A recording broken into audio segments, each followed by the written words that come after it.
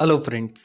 ಮೊದಲೆಲ್ಲ ಸಿನಿಮಾದ ಕಲಾವಿದರು ಅಂದರೆ ಕೇವಲ ಸಿನಿಮಾದಲ್ಲಿ ಹೀರೋ ಆಗಿರದೆ ಸಾಕಷ್ಟು ಜನ ಅಭಿಮಾನಿಗಳ ಜೀವನದಲ್ಲೂ ಕೂಡ ಅವರು ಹೀರೋ ಆಗಿರ್ತಾ ಇದ್ರು. ಯಾವಾಗಲೂ ಅಭಿಮಾನಿಗಳ ಜೊತೆ ತುಂಬಾನೇ ಹತ್ತಿರವಾಗಿ ಇರ್ತಾ ಇದ್ರು. ಜೊತೆಗೆ ಸಾಕಷ್ಟು ಜನ ಅಭಿಮಾನಿಗಳ ಕಷ್ಟಗಳಿಗೂ ಕೂಡ ಸಾಕಷ್ಟು ಜನ ಸಿನಿಮಾದ ಕಲಾವಿದರು ಆಗಿನ ಕಾಲದಲ್ಲಿ ಸ್ಪಂದಿಸ್ತಾ ಇದ್ರು.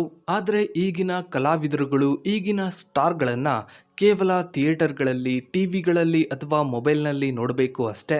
ಯಾಕಂದರೆ ಈಗಿನ ಸ್ಟಾರ್ಗಳು ಬೇರೆ ಬೇರೆ ದೇಶಗಳನ್ನು ಸುತ್ತಾಡೋದಕ್ಕೆ ಶುರು ಮಾಡಿದ್ದಾರೆ. ಹೌದು ಫ್ರೆಂಡ್ಸ್, ಮೊದಲೆಲ್ಲ ಸಾಕಷ್ಟು ಜನ ಕಲಾವಿದರುಗಳು ಸಾಕಷ್ಟು ಕಾರ್ಯಕ್ರಮಗಳಿಗೆ ಬರ್ತಾ ಇದ್ರು, ಯಾವಾಗಲೂ ಅಭಿಮಾನಿಗಳ ಜೊತೆಯಲ್ಲೇ ಇರ್ತಾ ಇದ್ರು.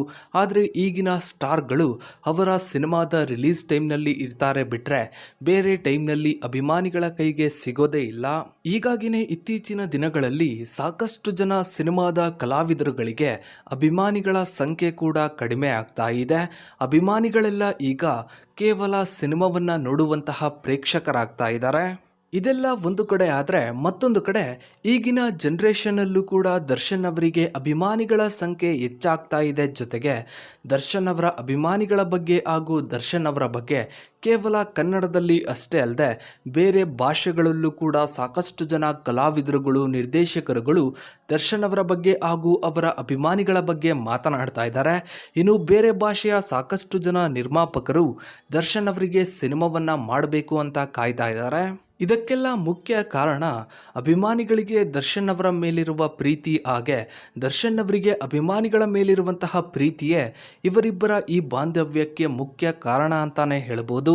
ಹೌದು ಫ್ರೆಂಡ್ಸ್, ಇತ್ತೀಚಿನ ದಿನಗಳಲ್ಲಿ ಸಾಕಷ್ಟು ಜನ ಕಲಾವಿದರುಗಳು, ಹೀರೋಗಳು ಅಭಿಮಾನಿಗಳ ಕೈಗೆ ಸಿಗೋದೇ ಕಡಿಮೆ. ಅಂಥದ್ರಲ್ಲಿ ದರ್ಶನ್ ಅವರು ಪ್ರತಿ ಭಾನುವಾರವೂ ಕೂಡ ಸಾಕಷ್ಟು ಜನ ಅಭಿಮಾನಿಗಳನ್ನು ಭೇಟಿ ಮಾಡ್ತಾರೆ. ಜೊತೆಗೆ ಅವರ ಕಷ್ಟಗಳಿಗೆ ಸ್ಪಂದಿಸ್ತಾರೆ. ಈ ಹಿಂದೆ ದರ್ಶನ್ ಅವರು ಸಾಕಷ್ಟು ಜನ ಅಭಿಮಾನಿಗಳ ಜೀವನಕ್ಕೆ ಒಂದು ದಾರಿ ಮಾಡಿಕೊಟ್ಟಿದ್ದಾರೆ ಅಂತಾನೆ ಹೇಳ್ಬೋದು. ಸಾಕಷ್ಟು ಜನ ಅಭಿಮಾನಿಗಳಿಗೆ ಆಟೋಗಳನ್ನು ಕೊಡಿಸಿದ್ದಾರೆ, ಅವರ ವ್ಯಾಪಾರಕ್ಕೆ, ಅವರ ಬಿಸ್ನೆಸ್ಗಳಿಗೆ ಹೆಲ್ಪ್ ಮಾಡಿದ್ದಾರೆ. ಇದೇ ರೀತಿ ಸಾಕಷ್ಟು ಜನ ಅಭಿಮಾನಿಗಳ ಕಷ್ಟಕ್ಕೆ ದರ್ಶನ್ ಅವರು ಸ್ಪಂದಿಸ್ತಾನೆ ಬಂದಿದ್ದಾರೆ. ಇತ್ತೀಚೆಗಷ್ಟೇ ದರ್ಶನ್ ಅವರು ಇಂಟರ್ವ್ಯೂ ಒಂದರಲ್ಲಿ ತಮ್ಮ ಅಭಿಮಾನಿಯೊಬ್ಬನ ಚಾಟ್ ಸೆಂಟರ್ನ ಬಗ್ಗೆ ಮಾತನಾಡಿದ್ರು. ದರ್ಶನ್ ಅವರು ಮಾತನಾಡಿದಂತಹ ಆ ಒಂದು ವಿಡಿಯೋ ಸೋಷಿಯಲ್ ಮೀಡಿಯಾದಲ್ಲಿ ಸಾಕಷ್ಟು ವೈರಲ್ ಕೂಡ ಆಯಿತು. ಸಾಕಷ್ಟು ಜನ ಅಭಿಮಾನಿಗಳು ಆ ಒಂದು ಚಾಟ್ ಸೆಂಟರ್ಗೆ ಭೇಟಿ ನೀಡಿದ್ರು. ಹೌದು ಫ್ರೆಂಡ್ಸ್, ಬೆಂಗಳೂರಿನ ನಾಗರಬಾವಿ ಸಮೀಪದಲ್ಲಿ ವೀರೇಶ್ ಎಂಬಾತ ಹೊಟ್ಟೆಪಾಡು ಚಾಟ್ ಸೆಂಟರನ್ನು ಓಪನ್ ಮಾಡಿದ್ದ. ಇದರ ಬಗ್ಗೆ ದರ್ಶನ್ ಅವರು ಮಾತನಾಡ್ತಿದ್ದ ಹಾಗೇನೆ ಈ ಒಂದು ಚಾಟ್ ಸೆಂಟರ್ಗೆ ಸಾಕಷ್ಟು ಜನ ಅಭಿಮಾನಿಗಳು ಭೇಟಿ ನೀಡಿದ್ರು. ನೋಡ್ತಿದ್ದ ಹಾಗೇನೆ ಈ ಒಂದು ಚಾಟ್ ಸೆಂಟರ್ಗೆ ಸಾಕಷ್ಟು ಜನ ಕಸ್ಟಮರ್ಗಳು ಬರೋದಕ್ಕೆ ಶುರು ಮಾಡಿದ್ರು. ದರ್ಶನ್ ಅವರ ಬಗ್ಗೆ ವೀರೇಶ್ ಅವರು ಕೂಡ ಮಾತನಾಡಿದ್ರು. ಇನ್ನೇನು ಕೆಲವೇ ತಿಂಗಳಲ್ಲಿ ಈ ಒಂದು ಚಾಟ್ ಸೆಂಟರನ್ನು ಕ್ಲೋಸ್ ಮಾಡಬೇಕು, ಮುಚ್ಚಬೇಕು ಅಂತ ಅನ್ಕೊಂಡಿದ್ದೆ. ಆದರೆ ದರ್ಶನ್ ಅವರೇ ಇದರ ಬಗ್ಗೆ ಮಾತನಾಡಿರೋದ್ರಿಂದ ಈ ಒಂದು ಚಾಟ್ ಸೆಂಟರನ್ನು ನಾನು ಕ್ಲೋಸ್ ಮಾಡೋದಿಲ್ಲ, ಈ ಬಿಸ್ನೆಸ್ಸನ್ನು ನಾನು ಕಂಟಿನ್ಯೂ ಮಾಡ್ತೀನಿ ಅಂತ ಹೇಳಿದ್ರು. ಇದೊಂದೇ ಅಲ್ಲ ಸ್ನೇಹಿತರೆ, ಈ ಹಿಂದೆ ಕೂಡ ದರ್ಶನ್ ಅವರು ಸಾಕಷ್ಟು ಜನ ಅಭಿಮಾನಿಗಳ ಕಷ್ಟಗಳಿಗೆ ಸ್ಪಂದಿಸ್ತಾನೆ ಬಂದಿದ್ದಾರೆ. ಹೀಗಾಗಿನೇ ಅಭಿಮಾನಿಗಳು ದರ್ಶನ್ ಅವರನ್ನ ಆ ರೀತಿ ಪ್ರೀತಿಸೋದು.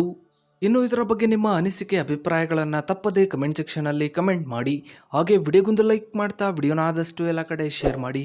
ನೀವಿನ್ನು ನಮ್ಮ ಚಾನಲ್ಗೆ ಸಬ್ಸ್ಕ್ರೈಬ್ ಆಗಿಲ್ಲ ಅಂದರೆ ಕೆಳಗಡೆ ಕಾಣೋ ಸಬ್ಸ್ಕ್ರೈಬ್ ಬಟನ್ನ ಕ್ಲಿಕ್ ಮಾಡಿ. ಹಾಗೆ ಪಕ್ಕದಲ್ಲಿ ಕಾಣೋ ಬೆಲ್ ಐಕನ್ ಕೂಡ ಕ್ಲಿಕ್ ಮಾಡಿ. Thanks for watching.